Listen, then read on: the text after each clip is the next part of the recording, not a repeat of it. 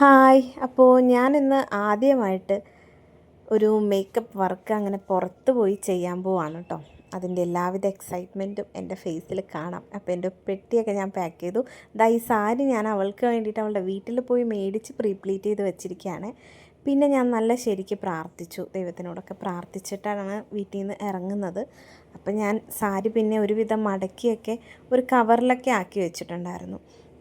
അപ്പോൾ എന്നെ വിളിക്കാൻ വേണ്ടിയിട്ട് എൻ്റെ ക്ലയൻ്റ് അല്ല, എൻ്റെ ഒരു ഫ്രണ്ട് അനിയത്തിക്കുട്ടി, അവളുടെ ഹസ്ബൻഡ് വരും വീട്ടിലേക്ക്. അപ്പോൾ അവനെ കാത്ത് കുറച്ച് നേരം വീട്ടിൽ നിന്നു.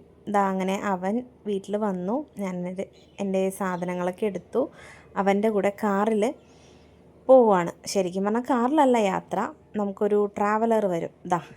ഈ ട്രാവലർ, ഇത് ഞാൻ ഹൈവേന്ന് ട്രാവലറിൽ കയറി. അത് കഴിഞ്ഞിട്ട് നമുക്ക് ട്രാവലറിലാണ് പോവേണ്ടത് കേട്ടോ. ഇതാണപ്പോൾ അഞ്ജന. ഞാൻ നാളെ മേക്കപ്പ് ചെയ്യാൻ പോകുന്ന കുട്ടിയാണ്. ചേർത്തലയിൽ നിർത്തി അവൾക്കൊരു ചെരുപ്പ് മേടിക്കാനുണ്ടായിരുന്നു. അപ്പോൾ ഞങ്ങളവിടെ ചെരുപ്പ് മേടിക്കാൻ കയറി. അത് കഴിഞ്ഞ് വൈകിയപ്പോൾ എവിടെയോ എത്തി, ചായ കുടിക്കാനൊക്കെ ഇറങ്ങി. ഞങ്ങൾക്ക് ശരിക്കും പോകേണ്ട സ്ഥലം പീരുമേടാണ് കേട്ടോ. അങ്ങനെ കുട്ടിക്കാനം എത്തി. രാത്രിയായി, കുറച്ച് കുട്ടിക്കാനൊക്കെ ആയി. എൻ്റെ ദൈവമേ, ഈ വേനൽ ചൂടിന് ഞാൻ ശരിക്കും വേനൽ ചൂടിൻ്റെ സമയത്താണ് പോകുന്നത്. കുട്ടിക്കാനല്ല, മുണ്ടക്കയം എത്തി. അപ്പോൾ അവിടെ എത്തിയപ്പോഴത്തേക്കാണ് ഒരാശ്വാസം. കാരണം പറഞ്ഞിട്ടുണ്ടെങ്കിൽ നമ്മുടെ ഇവിടുത്തെ ചൂടിൽ നിന്ന് പെട്ടെന്നൊരു എന്തോ പറയുക, എ സിയിലേക്ക് പോകുന്ന പോലൊരു ഫീലിങ്. കാരണം നല്ല തണുപ്പുള്ള കാറ്റും നല്ല സുഖമുള്ള യാത്രയായിരുന്നു രാത്രിയിൽ വന്നത്. അങ്ങനെ ഞങ്ങൾ കുറേ നേരം ട്രാവൽ ചെയ്തു അവസാനം ഞങ്ങൾ ഞങ്ങളുടെ സ്റ്റേയുടെ അവിടെ എത്തി. ഇതാണ് നമുക്ക് വേണ്ടിയിട്ട് അവർ പറഞ്ഞിരിക്കുന്ന സ്റ്റേ. ഇത് പീരുമേടാണ് സ്ഥലം. അപ്പോൾ ഇവിടെ കുറച്ച് റൂമൊക്കെ ഓൾറെഡി ഇവർ സെറ്റ് ചെയ്തിട്ടൊക്കെ ഉണ്ടായിരുന്നു. അങ്ങനെ സ്റ്റേയുടെ സ്ഥലത്തെത്തി. ഞങ്ങൾ ബാഗൊക്കെ കൊണ്ട് റൂമിലൊക്കെ വെച്ച് കുറച്ചൊന്ന് ഫ്രഷായി. ഇതാണപ്പോൾ നമ്മൾ കല്യാണത്തിൻ്റെ ആ പെൺകൊച്ചിൻ്റെ വീട്. ഇതിപ്പോൾ വണ്ടിപ്പെരിയാറാണ് സ്ഥലം. അവിടെ നിന്ന് ട്രാവൽ ചെയ്തു. ഞങ്ങളൊരു 10 മണിയായപ്പോൾ വണ്ടിപ്പെരിയാർ എത്തി. അവർ താലത്തിൽ അവരുടെ സാരിയൊക്കെ കൊടുക്കുന്നതാണേ. അങ്ങനെ നെക്സ്റ്റ് ഡേ മോർണിംഗ് എത്തി. ഇന്നാണ് നമുക്കപ്പോൾ മേക്കപ്പ് ചെയ്യാൻ ഉള്ള ദിവസം കേട്ടോ. ഞാൻ കുറച്ച് സാധനങ്ങളൊക്കെ റെഡിയാക്കി വെച്ചു. രാവിലെ എഴുന്നേറ്റു. കുറച്ച് പരിപാടിയൊക്കെ ഉണ്ടായിരുന്നു. അഞ്ജന അപ്പോൾ റെഡിയാകാൻ വേണ്ടിയിട്ട് വരുന്നേ ഉണ്ടാവുള്ളൂ. ശരിക്കും പറഞ്ഞാൽ 5:30 മണിക്ക് എഴുന്നേറ്റ് ചെയ്യാമെന്ന് പറഞ്ഞ പരിപാടിയാണ്. അതങ്ങനെ നീണ്ട് 6:30 മണിയായി. കഴിഞ്ഞപ്പോഴത്തേക്ക് ഏകദേശം ഒരു 11-11:30 ആയി കാണും. അവളിതാ റെഡിയായി പോയി. പെട്ടെന്ന് ഫോട്ടോ എടുക്കാനുണ്ടെന്നൊക്കെ പറഞ്ഞിട്ട് അവൾ റെഡിയായിട്ട് അങ്ങോട്ട് പോയി. അപ്പം ഞാൻ റെഡിയായിട്ടുണ്ടായിരുന്നില്ല. നമുക്ക് ശരിക്കും പറഞ്ഞാൽ ഈ ഒരു പ്രോപ്പർട്ടിയിൽ തന്നെ ഒരു ഹോള് വരുന്നുണ്ട്. അവിടെ വെച്ചിട്ടാണ് ഇവരുടെ കല്യാണവും നടത്തുന്നത് കേട്ടോ.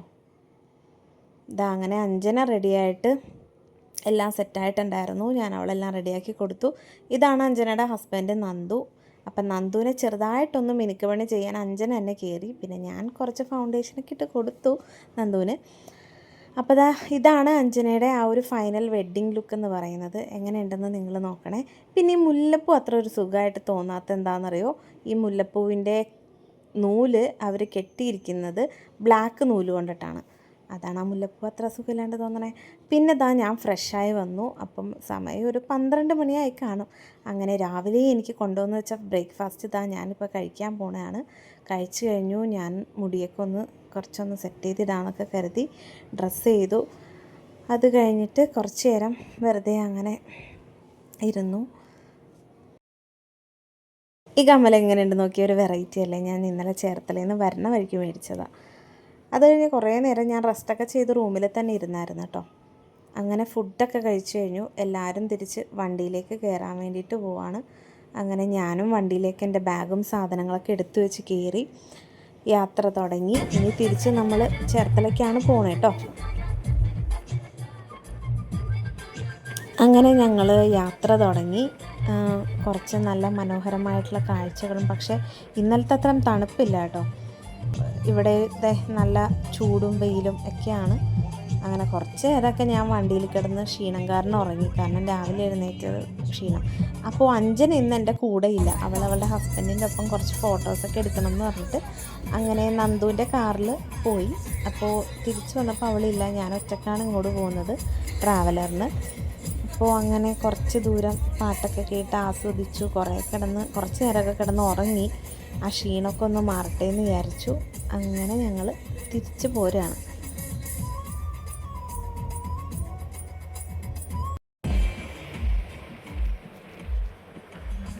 എഗെയിൻ ഞങ്ങൾ ഇന്നലെ ചായ കുടിക്കാൻ നിർത്തിയ സെയിം സ്പോട്ടിൽ തന്നെ വൈകുന്നേരം ആയപ്പോഴത്തേക്ക് ചായ കുടിക്കാൻ നിർത്തി. അത്യാവശ്യം നല്ല കുറേ വെറൈറ്റി കടികളൊക്കെ കിട്ടുന്ന ഒരു കടയാണ്. ചെറിയൊരു സെറ്റപ്പ് ആണെങ്കിലും നല്ല അടിപൊളി ചായയും വെറൈറ്റി കടികളൊക്കെ കിട്ടും. അങ്ങനെ തിരിച്ച് ഞങ്ങൾ വണ്ടിയിൽ കയറിയിട്ട് പിന്നെ അങ്ങോട്ട് ഒരു ഡാൻസും പാട്ടും ബഹളമൊക്കെ ആയിരുന്നു. അഞ്ജനയുടെ കുറച്ച് കസിൻസും എല്ലാവരും ഉണ്ടായിരുന്നു.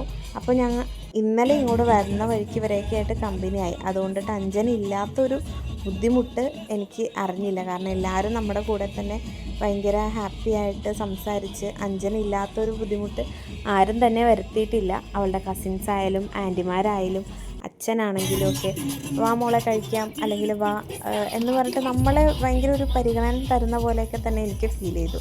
അതുകൊണ്ട് അവളില്ലാത്തൊരു ബുദ്ധിമുട്ടൊന്നും എനിക്ക് തോന്നിയില്ല. അങ്ങനെ ഡാൻസ് കളിക്കാൻ അവസാനം എന്നെയും കൂടെ വിളിച്ചു. ഞാനും ചെറുതായിട്ടൊക്കെ കൂടി. എവിടെ പോയാലും നമുക്ക് ഇങ്ങനത്തെ ഒരു കുറച്ച് കമ്പനീസൊക്കെ കിട്ടുമല്ലോ.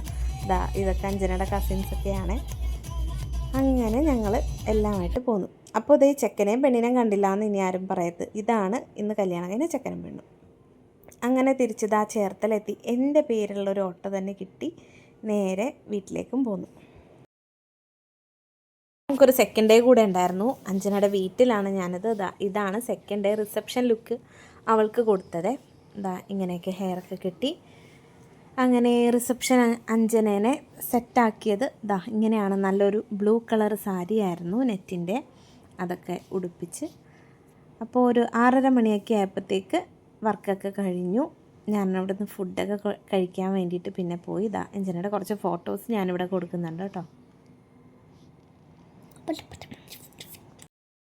അപ്പോൾ ഞാനിന്ന് സ്കൂട്ടറിന് പെട്ടിയൊക്കെ എടുത്ത് വെച്ചിട്ട് സ്കൂട്ടറിനാണ് വന്നത്. ഇതാണ് അഞ്ജനയുടെ വീട്. നമ്മുടെ മാരേജിൻ്റെ ഫംഗ്ഷൻ നടക്കുന്നത് അങ്ങോട്ടുള്ള ഒരു പറമ്പിലാണ്. അപ്പോൾ ഞാൻ എൻ്റെ സ്കൂട്ടറിന് വന്നതാണ്. അപ്പോൾ ഇനി നമുക്ക് നെക്സ്റ്റ് വീഡിയോ കാണുന്നവരെ